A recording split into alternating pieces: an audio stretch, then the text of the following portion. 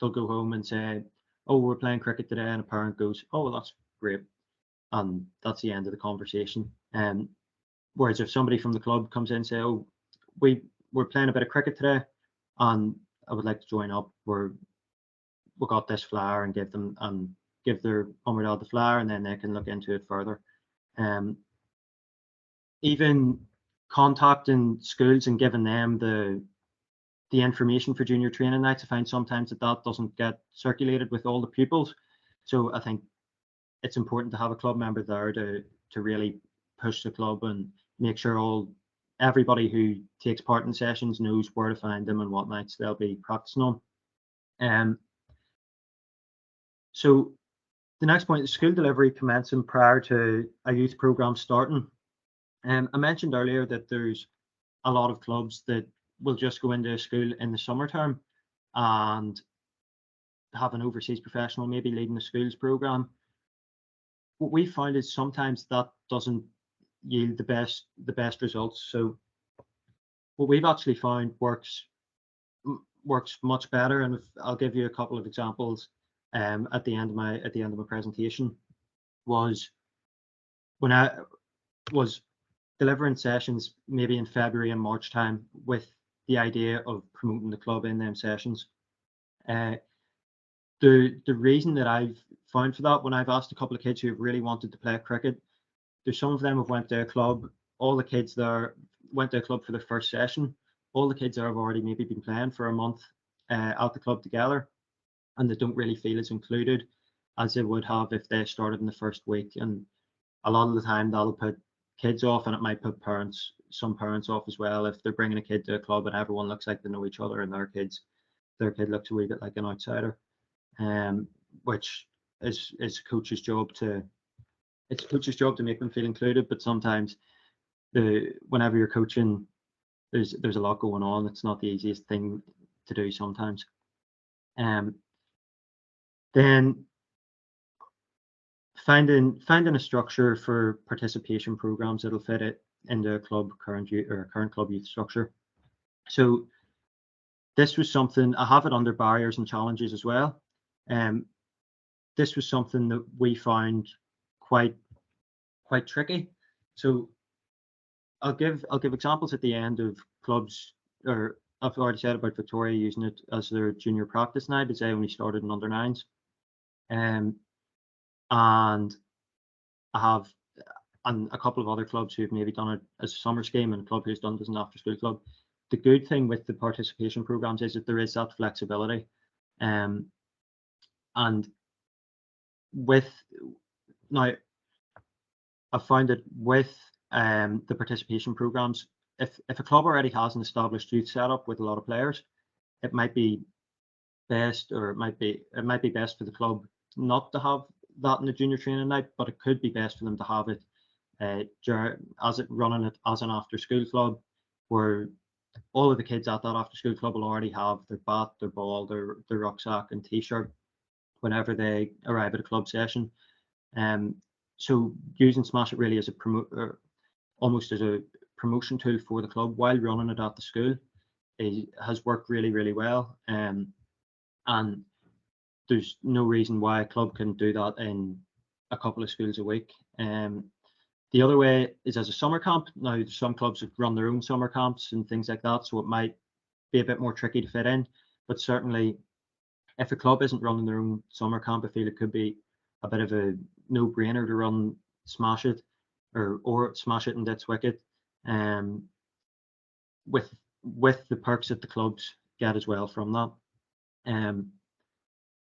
So barriers and challenges, I've already spoken about our finding a structure that'll fit into the club structure. Availability of club coaches to maintain a schools program. This is quite a big one. Obviously, most people aren't like myself and work, or most people do work 9 to 5, unlike me. So it's tricky to get coaches to a club. And we found this with quite a few clubs. Whenever I said before about the club assisting with delivery, there's just not availability a lot of the time. So maintaining them school club links can be a bit of a challenge. then the best time to implement programs is also another one. It links into the availability of club coaches. But the best time, a lot of clubs think the best time might be the summer term because of the overseas pro, because they have that extra coach available, really. But as I said before, we've really found the ideal time would be prior to a youth program starting. So tips for engaging volunteers in youth cricket. Now, this is a big one, and I'm sure it's something that all clubs struggle with. So using parents and guardians as volunteers. Now, this is something that at my club we struggled with quite a bit, and there's a couple of other clubs that I've worked with that have struggled with this as well. And the biggest tip that I've learned really from coaching the last 5 years or however long it's been is talking to the parents, because maybe my first 2 years of coaching, I didn't really speak to that many parents, and I had no way of knowing who was keen to coach and who wanted to help out. Once you talk to the parents, you soon get to know who is keen. You know, you get parents that come down and watch the full sessions, and they're just waiting there ready to be asked if they want to help out, and a lot of them will jump at that opportunity. The other one, as I mentioned before, is youth players. We found that youth players have been very useful, especially under 15, under 17 players have been great for our club, really, in delivering sessions. Without, I'm sure every club's the same, without the help of these guys, it would be really tricky. The numbers would be completely unmanageable, and younger kids really look up to older youth players, as that's where they want to go, especially if you have a younger player who is playing senior cricket and doing well, or you have a kid that's there and arrives and is lucky enough or talented enough to have played for a provincial team or even an Irish team. The kid under 9s and 11s absolutely love that. You know, they're professionals in their heads, which is really, it's fantastic, and I think it's something that clubs maybe could avail of more. I think there's very few under 15s or under 17s that would throw themselves at the chance to coach, but whenever they're asked, it's actually something that a lot of them would like to do, especially if they already have an interest in cricket and they're dedicating so much time to it. This last point I put in simply because of my own experience and it's important to ensure that all volunteers are supported. So one of the first sessions I ever coached, and it was a different sport. It was a hockey coach, and one of the first sessions I coached, I turned up and 2 coaches went with a squad, and I ended up with about 15 kids by myself taking a development session. I'd never done it before, and it really put me off coaching for quite a while. I didn't really enjoy it. But then I got back into it in cricket, and the club really supported me and allowed me to go to a point where now it's essentially my full-time job is coaching cricket, which I couldn't be more thankful for the people at my club that helped me out through that. And I think it's really important for every club to support youth players. And I think I would hope now that I'm an asset to my club. I'm level 2 qualified, which means I can lead sessions by myself, or I can oversee practice nights. And now I have a job that I'm speaking tonight about youth development, and I'm hoping that it's something that I can really help my own club with. So I think it's important not to put youth players in particular in a position that makes them feel unsupported in a session, and make sure to pair them up with an experienced coach.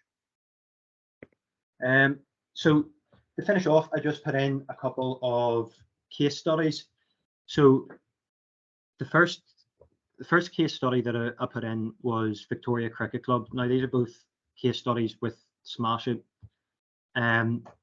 So Victoria, our club in Lurgan, they tried to start up a youth system a couple of years ago. It never really got up and running as well as they would have liked. So they didn't have anything for quite a few years. They came to me in January last year and told me of their intentions about starting up an under-9 program. And whenever I explained the Smash It program to them, they jumped on board, which was brilliant for us, and it worked really well for them. So the participation program, or the Smash It program, the way in which we implemented that is, as I said earlier, they told me target schools that they would like to get into and the age that they would like to get in at. So it was under 9s, and they gave me 4 different schools in the Lurgan area.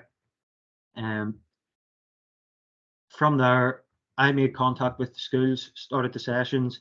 The problems earlier that we had with people not being available during school time, which is completely understandable, meant that we couldn't have a club representative at the sessions. But our plan then was to bring the schools to the club for a blitz a couple of weeks before the Smash It program starting, where the club would run the blitz. They would umpire, they would score, they would give out flyers and leaflets for the Smash It program. In the end, so we had terrible weather at the start of April when it was meant to be. So the tournament ended up being cancelled, and we had a skills day on a 3G pitch, which actually worked out pretty well, but certainly not ideal. But as a result of the club being so prepared for the Smash It program, they ended up with 33 under-9s in their first year. They ran the program twice, 33 kids across 2 programs. They ended up entering a team into the NCU under-9 blitzes, and we're playing fun matches against other teams. And speaking to the guys at the club, they were delighted with how the program went. The other thing that they found was the activator training was really, really useful. So at that club, they had 1 level 2 coach, and quite a few guys, I think a couple of them had done a coaching kids 5 to 11 course and maybe a level 1. And then there was youth or younger players who hadn't any coaching experience. So these guys were able to, so with the activator training, it meant these guys had a pack of 6 sessions that they could take. They had all the equipment they needed, and it really helped them with starting up. Now I think there's a few of their guys that did activator training are looking to do courses in the new year when it comes around, to help with their future youth development plans. So they're looking obviously to push on to an under 11 squad, and continue with the Smash It program for the under 9s and just keep nurturing it and keep maintaining it. And the future looks really, really bright now for Victoria, which is fantastic. Now the second one I'll touch on quickly, it is one of Donaghcloney at the club that I play at. We have a fairly big youth structure at the moment. So, and we have a fairly big under 9 session, and I think the club were a bit reluctant to run Smash It on their junior training night. So that was when we came up with the idea for the after school club. So there's a school nearby, it's quadruple intake, so there's 4 classes in each year. P4 and P5 were invited to the Smash It after school club. There was 25 kids at that. Then there was P6s and P7s at the same time as an after school club. There was the same number at that. So there's 50 kids receiving youth coaching, under 9s with the Smash It, and under 11s just with the club. And all the kids having their own equipment that went to the club as well, that went to the after school club, was useful for us in terms of equipment whenever we got into club junior training nights. And it's something that I think the club will be looking to do again in the future. In terms of the reviews of the participation programs, they've been overwhelmingly positive. I have to say, there's been a few issues here and there, but as a whole, the Victoria one, that I think every club that I've been to has thought the activator training's been fantastic, with their younger players or inexperienced coaches that they want to develop and into further coaching. It really gives them that coaching bug. And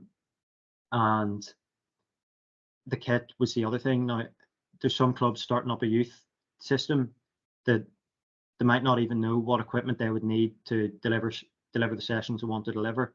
So having the Smash It Club kit, now Emma might be better to tell you everything that's in the kit than me, but you have everything you need to deliver a full 6 weeks of sessions, which again for any club it's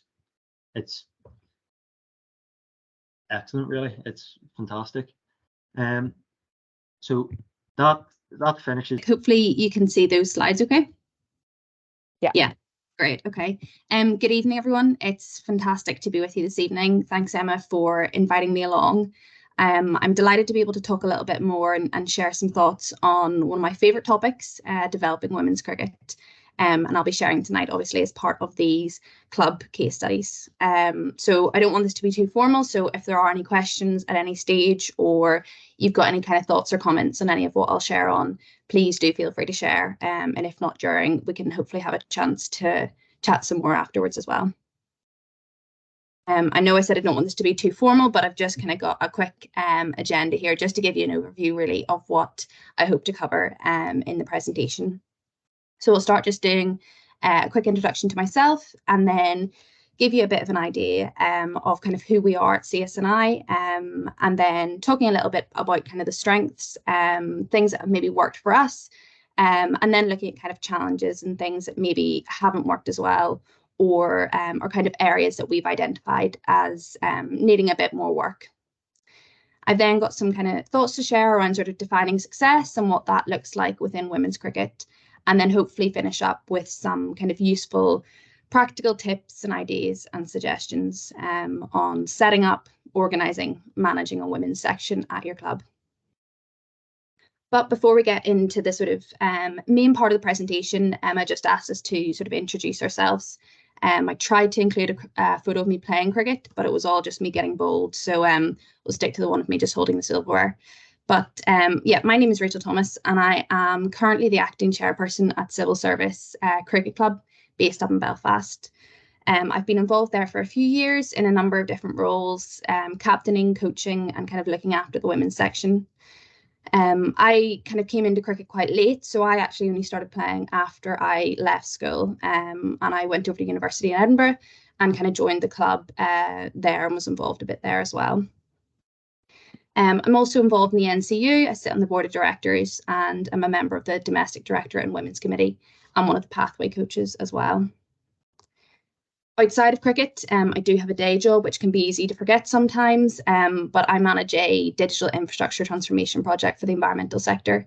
And I have kind of a real personal interest in looking at the impact of climate change and the environment on sport and on cricket specifically, as it's going to be, you know, one of the sports that's hardest hit by climate change. So I've had a few opportunities to kind of begin the conversation around that within Cricket Ireland and the ICC.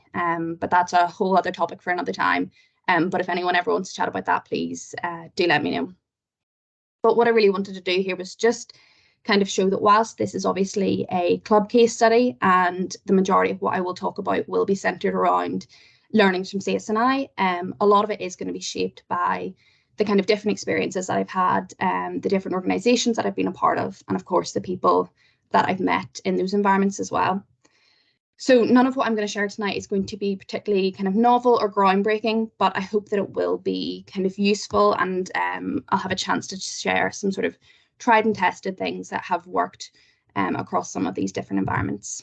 You know, and at Civil Service, we definitely don't have it all right. There's a huge amount of work that we still need to do. So I'm very keen to kind of learn and hopefully hear from some people who are maybe excelling in areas that we still need to do a lot of work on. So hopefully this is a chance to just kind of share some learnings and hopefully hear back a little bit as well.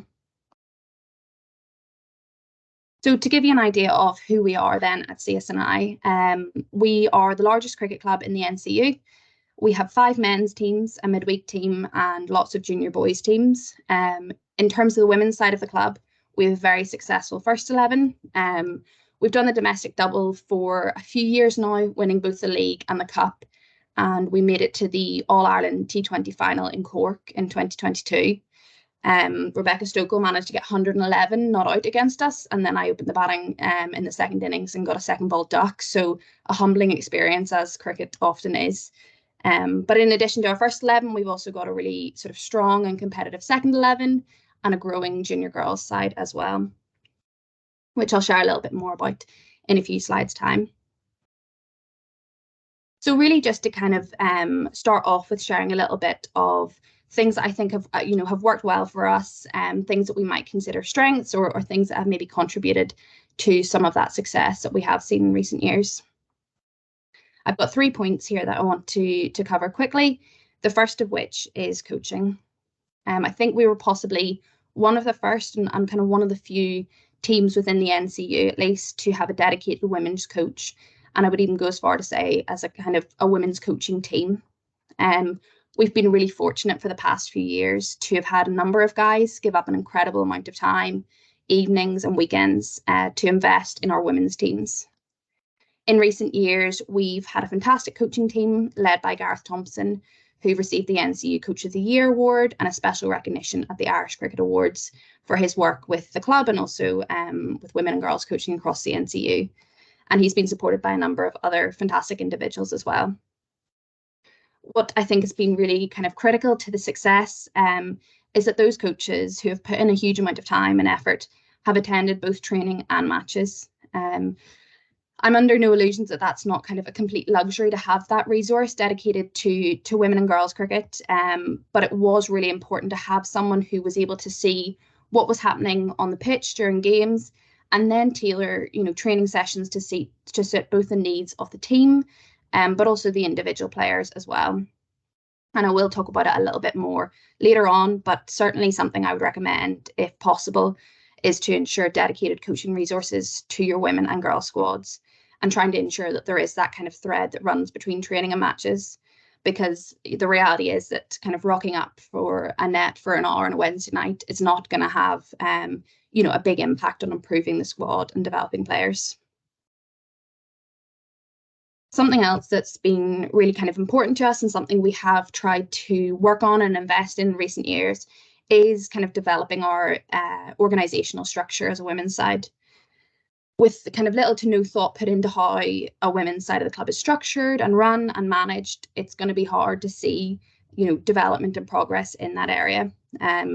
It's not an easy area kind of to look at, and whilst it is in the strengths section here, it's still absolutely something that we have a long way to go on. But I think what's really important is if you can encourage and empower the women and the players within the squad to take responsibility and ownership of, the roles and responsibilities and the tasks that need to be done, then that's going to have a huge impact on that kind of structure and environment.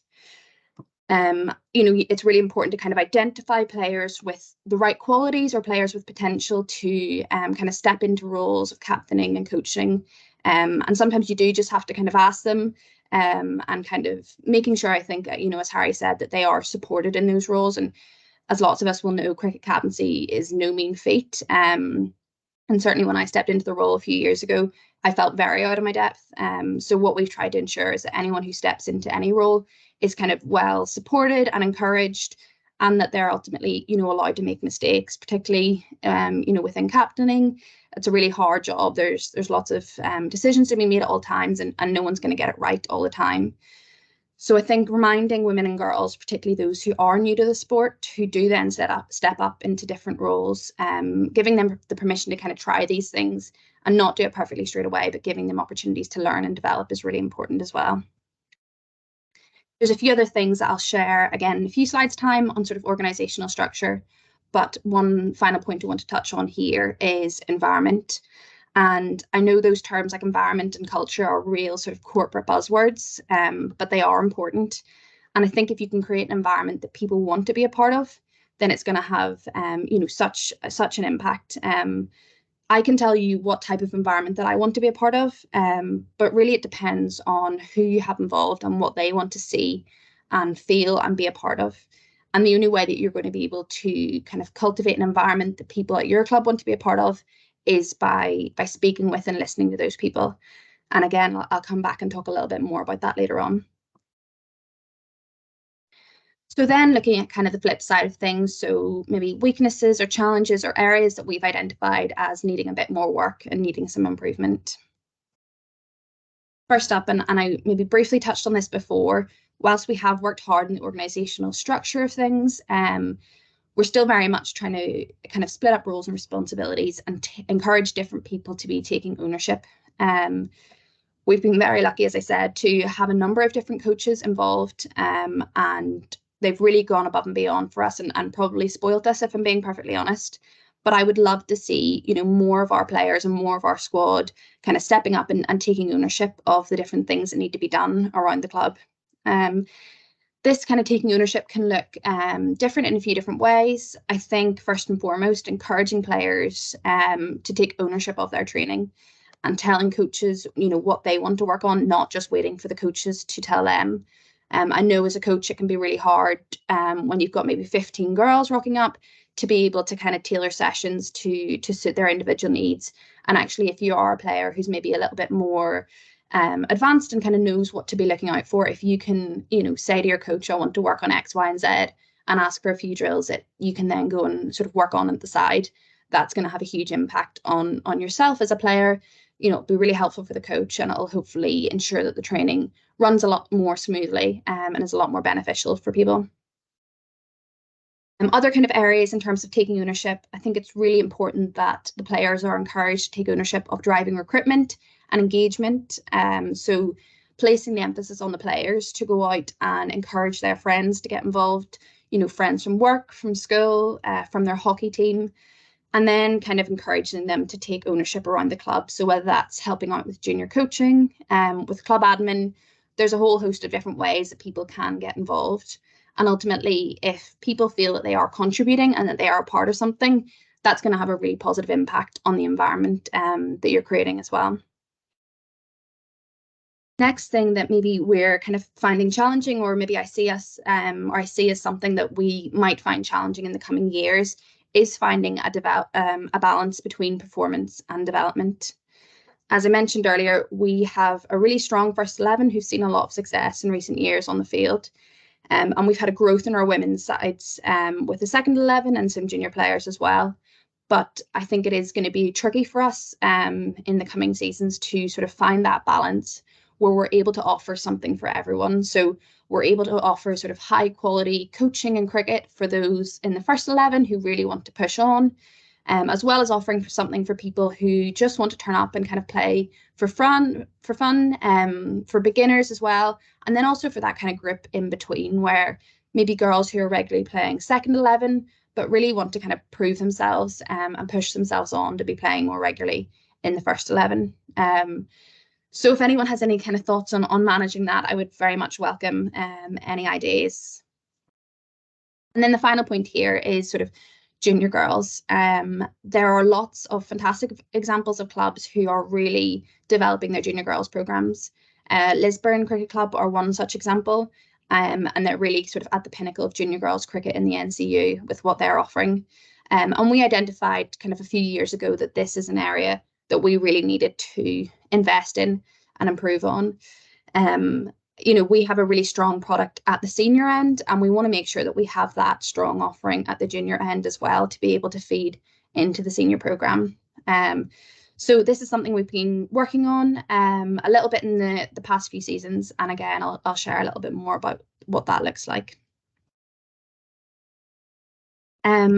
I think it's really important to kind of think about what a successful cricket club looks like. And I was going to try and do a Menti poll and get people's thoughts, but I think that was just a bit too much technology for me to manage at once. So really what I've done here is just put some thoughts down around what I think a successful women's section or a successful cricket club looks like. I really think that one of the most important things you can do when you're either thinking about starting up a women's side or you're maybe looking to develop your women's side and kind of take them to the next stage is define what success means to you. I've really only been kind of properly involved in CSNI since I turned 18 after I left school. And I think, what success looks like to us as a club has really changed, even in that kind of period. when I first started, we were really just looking to get 11 bodies out on a field to play a couple of games across the summer. It was a lot of time. It was kind of bribing friends and family, and kind of convincing girls from the hockey club to come across. And I was kind of one of those hockey players that filled in for a while and then ended up getting kind of sucked in, and now there's no way out. But that's kind of, where we started. And I think when I look at where we're at now, success is, can we compete at a level outside of the NCU? Are we able to sort of compete on that first or on that All-Ireland stage? And also success looks like having a really thriving junior girls section and being able to offer cricket for anyone and everyone who wants it. So it's really important, as I said, to be able to kind of sit down with key individuals at your club, both from the women's section, but also really importantly, getting kind of club management individuals and perhaps the executive committee at the club involved in those discussions, and setting those targets and those goals and expectations. That doesn't need to just be performance related or on-field goals, but also kind of off-field management and even kind of goals on the social side of things as well. On the screen here are just kind of a few characteristics of, things that I think make this successful cricket club.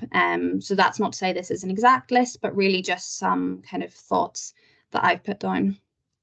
As I've mentioned, I think something that's really important is obviously having high quality coaching, but it's also really important to be able to provide personal development opportunities to your players and your coaches. And there's so many ways that you can do that now. There's so many coaching and scoring and umpiring courses. So really kind of encouraging and empowering club members, particularly the women, to take up those opportunities. And if as a club you're able to support those financially, or kind of part pay for some of those courses, then that's really helpful as well to get more people involved.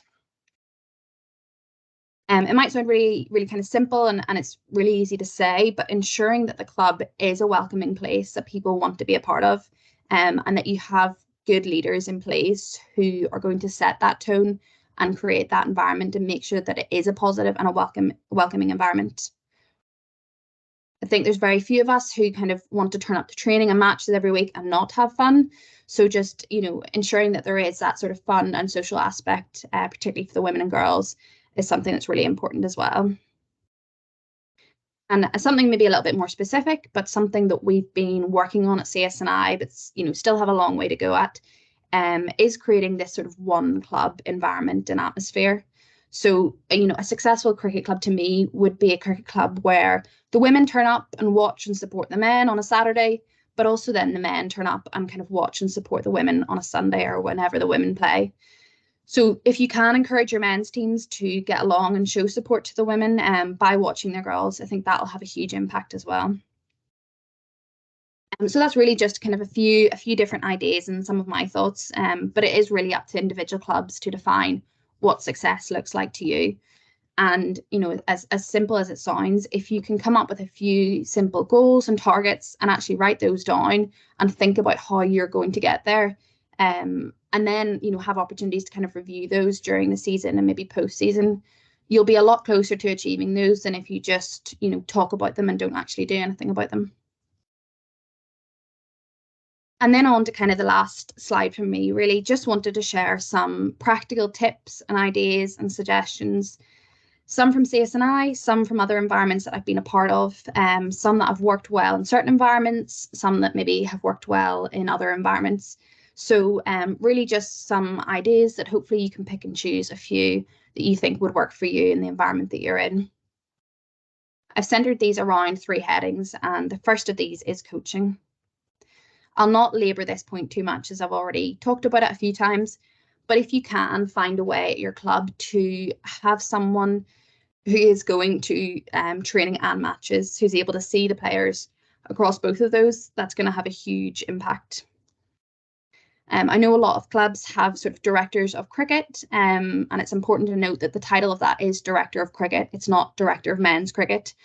So ensuring that the person in that role and also the professional at your club are thinking about how they can kind of be involved, and how you can utilise those people to invest more in the women's section. One such idea is maybe setting up a rota for your senior men's players to give up one Wednesday night a season to kind of go down and do a bit of work on specific skills with some of the women's players. Obviously, in an ideal world, all of our women's teams would be coached by other women, but we're not quite there yet. But think about how you can encourage maybe your more experienced female players to kind of get alongside and help out and coach their peers as well, and kind of work together to develop all of the different players. Something else that we've that we've been kind of working on is getting all of our senior women's players on a rota to coach at the junior sessions. This is something that's worked really well, and it goes back to kind of creating visibility and ensuring that younger players have role models to look up to, and kind of giving them a reason to stick with cricket and not drop off as they move into secondary school or as they begin to think about maybe taking that step up into senior cricket. I've put in brackets there kind of thinking about when these sessions run. And what I mean by that is our women's training at Civil Service runs on a Wednesday night from 6:30 till 8 p.m. And we decided that we would run our junior girls sessions from 5:30 to 6:30. And what that meant, well, obviously it was easier for our women's players to kind of come along. They just came for the hour before their training. But also it allowed the junior players to see the women turning up, warming up, getting ready to go. And actually, you can invite some of maybe your more talented junior players to stay around for the first 30 minutes and join in some of the fielding drills or something from the kind of senior session. And again, just creating that kind of bridge between junior and senior cricket and really creating visibility for the junior players as well. Next up, and something I am, really passionate about and really kind of interested in developing further, particularly at CSNI, is, looking at good club structure and how that can kind of support the success of the women's section. Something that we introduced a couple of years ago, and it was something that I had kind of seen and been a part of over in Edinburgh, and I brought it back, was, having kind of pre, mid and post-season team meetings. Having a kind of pre-season meeting maybe around mid-April time, just before the season kicks off, has been something that's been really useful for us. It's an opportunity to give players an update on what the season ahead looks like. Maybe, I know in the NCU, kind of the cup and league structures are often changing, so giving players an update so they know what to expect, and then using that as an opportunity to think about kind of team goals and think about individual goals as well. It's really important to kind of set points then to review these goals, so mid and post-season team meetings as well. And as I said, I think it's really important to encourage players to think about individual goals as well. And it might be a case where kind of the coaches or some of the more experienced players need to sit down and work with some of the slightly less experienced players to think about this. But that's something that's really important. Unfortunately, my personal goals have been rolling over for a couple of seasons now. So I think that's maybe a reminder to make sure that your goals are realistic as well. But using that as an opportunity, as I said earlier, to sit down and define what success looks like for your team and for your women's section. Other things to note here, ensuring that your kit supplier has women's fit clothing. Lots of us will know there's nothing worse than playing in kit that drowns you or kit that you can't get your thigh guard under. So that is something that's really important to think about. And then something else I think is hugely important as well is, encouraging discussions at a management or an executive committee level within the club about where the women's team fits in to club priorities. I can assure you this isn't always an easy conversation, but one thing that we've done, we're very fortunate at CSNI to have 2 pitches, so we can have 2 games going at once. But something we did was sort of think about really team priority. So who is going to get priority on the top pitch, and ultimately it goes men's ones and then our women's ones fit in straight after that. So, the women aren't kind of waiting until the men's 3s, 4s and 5s play on the top pitch. There is that kind of priority structure in place. And I think for us, that's kind of a statement from our club about how much they value the women's side and what that means to them. And I have been to other clubs where you find the women's games get booted to the back pitch or to the school ground because the junior boys want to train on the main pitch, and that's not something we should be encouraging. And then finally, and perhaps maybe most importantly, the people are really at the core of all of this. And what I've got on the right hand side here is a couple of suggestions for different roles I think are important to have within a women's section and within a cricket club. This is not kind of an exhaustive list.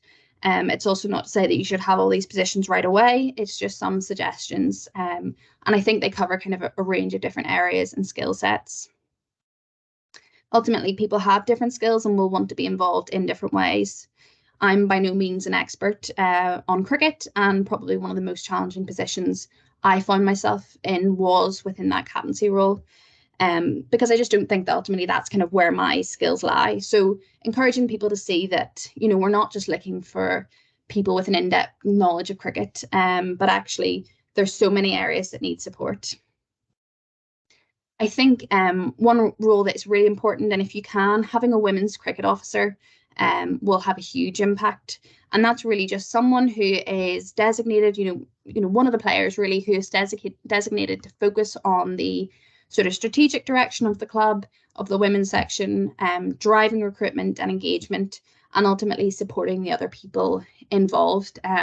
So that's obviously someone who kind of knows a little bit more about the club setup, about kind of the regional setup, and someone who's really well placed to kind of organise all of that and manage the other people involved. Something that we introduced in the last few seasons is having team managers. And, you know, we've been fortunate to do that because we have had people who have kind of stepped up into those roles. But what that has done is allowed our captains to focus on the on-field performance. You know, I think in so many cricket clubs and you know, even in our own, there's oftentimes very few people doing a lot of things. And actually, if we can free people up to do the job that they are meant to be doing first and foremost, then that's really important and something that's really positive as well. Going back to the kind of junior girls that I was talking about earlier on, one role that we started up in the past 2 seasons has been having a girls development officer.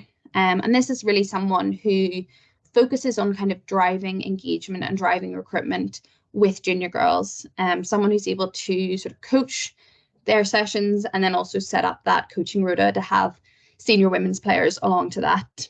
And if I can kind of provide some insight on this, I think the person you're really looking for in this role is probably a kind of someone with a flexible schedule or a university student, someone who's able to maybe go into some of the schools, talk to the girls, run sessions, invite them back to the club, run blitzes, and, you know, ultimately someone who's able to turn up for their training and organise some of their matches as well. But I think that's, you know, a really important role, and it's, you know, a way we've been investing in developing our junior girls side of things. Other non-cricket related roles, which are also important, having a social secretary, as silly as it sounds, and, you know, even if their goal is to kind of run 3 socials, a pre, mid and post-season social, that is going to do wonders for kind of team morale and team environment. Obviously, hugely important is having safeguarding officers, specifically, you know, at least 1 male and 1 female. And as well, lots of clubs are now heavily investing in social media, which is fantastic. And if you've got maybe someone who's a little bit more creative or someone who's willing to get involved in that way, having a woman on that kind of social media team, ensuring that there is some coverage of the women's section is going to be hugely important as well. And one other final point, sorry, that I just remembered here, you know, I know that having dedicated coaching resources and kit and equipment is costly, but there are lots of funding opportunities out there, you know, and grants specific for investing and developing in women and girls in sport. So if this is something you as a club are keen to invest in and prioritise, then, you know, do keep an eye open for those kind of opportunities. And really kind of final point from me, I think it's really, really important that you make people feel valued. And how you can do that is ultimately by listening to them, encouraging the women and the girls and the players to be a part of the conversation is really important. And maybe initially when you're just starting out, that's through an anonymous survey and, you know, getting some kind of thoughts and ideas back from the players before ultimately they feel comfortable talking about these things in a room. We had our post-season review meeting last night, and it went on for almost 2 hours because we couldn't get people to stop talking. But, you know, that's not always been the case. So certainly a couple of years ago, we did use that kind of anonymous survey to get that feedback, so that we were able to tailor what we were doing as a club to kind of suit the needs and the desires of the players involved. And I think it is, it is really, really important before you launch into creating all of these fantastic plans and ideas, making sure that they are supported by the women and girls who are going to be impacted by them. So encouraging them to have their say and really kind of listening to what they want. And then just to finish, these are kind of some of my, favorite photos really from the past few seasons with CSNI, and none of these are actually photos of us playing cricket.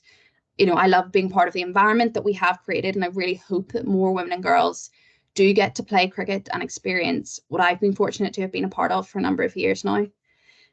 So I apologize if I run over time there, but as I said, I'm kind of really keen to chat a lot more about this at any stage. So I'm happy for my email to be shared. I want to learn more ultimately about, what we can do at CSNI and across the NCU to sort of further progress and develop women and girls crickets. So definitely more than happy to chat at any stage.